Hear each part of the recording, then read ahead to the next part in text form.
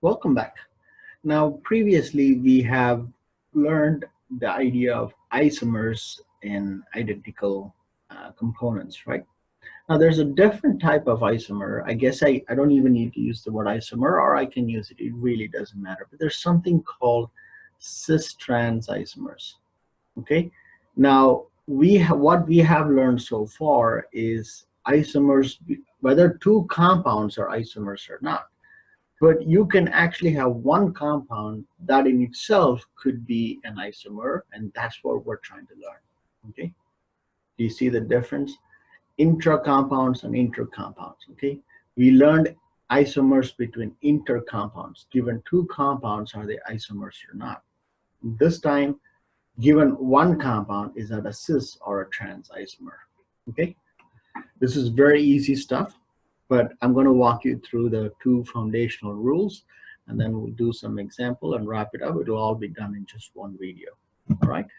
Cis-trans isomer is only possible for alkenes, okay? Now, we have a different type of cis-trans for alkanes, but we'll get to that much down the coursework. Here, we're only interested in cis-trans for alkenes. That's a compound with a double bond. When you have two substituents around the double bond, the thing to focus is right here, okay? I know I have a few more words than I normally would, but again, I tried my best to keep it as less technical as possible. Two substituents around the double bond. So to actually determine cis or trans, you're really only focusing around the double bond, okay? If your compound looks something like this, doesn't matter how big or what it is, we're really only focusing around the double bond, okay? And that can only contain two substituents, okay? If you have more than two substituents around the double bond, then you will have Z and E isomers, which is a new topic that we will discuss in a separate video. Here we're only interested in Z and E. So all the examples I'm going to talk to you, I will explain to you where those two substituents are. If you have three substituents or more, then we will have Z and E, which will be a separate topic on its own.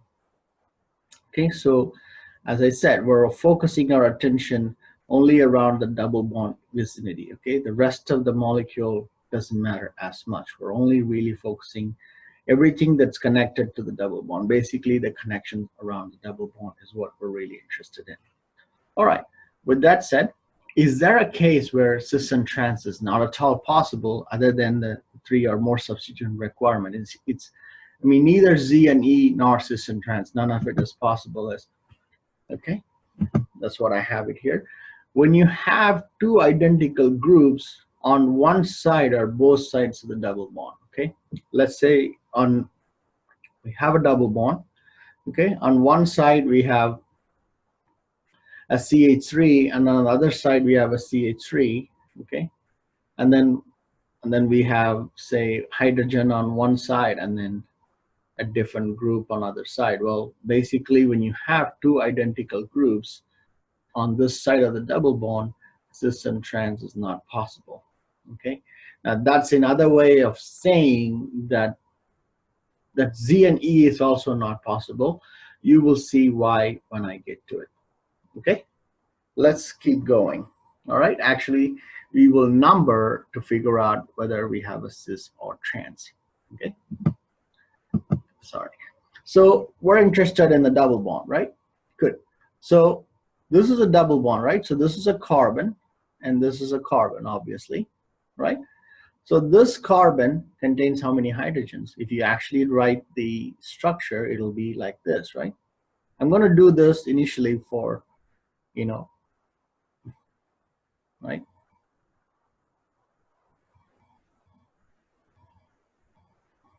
Okay, I'm going to just do this way so that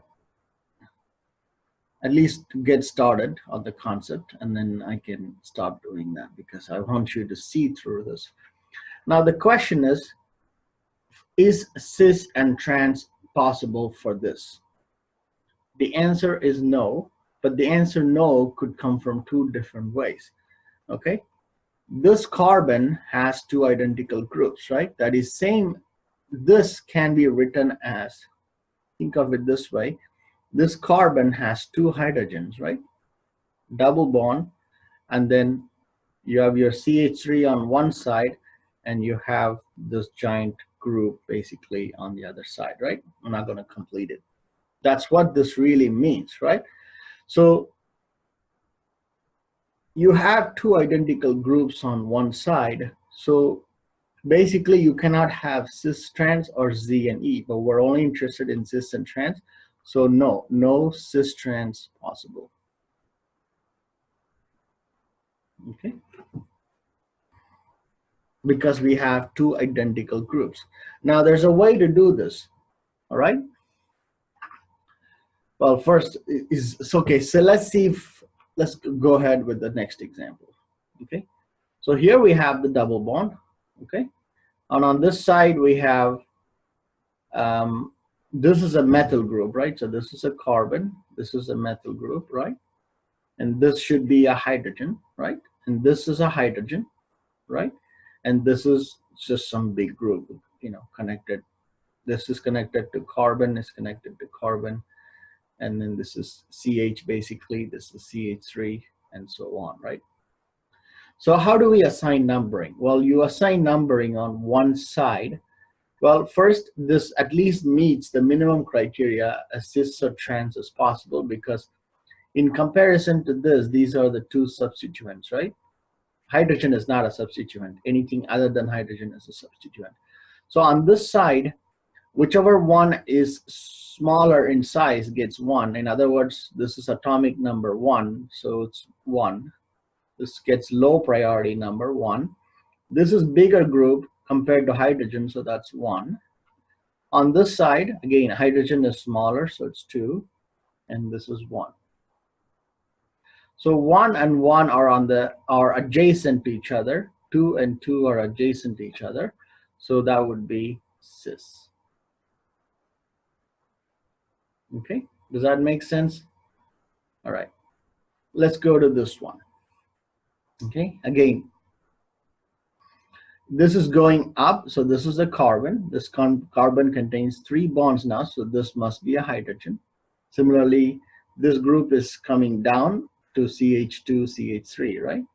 So that means this must be a hydrogen, right?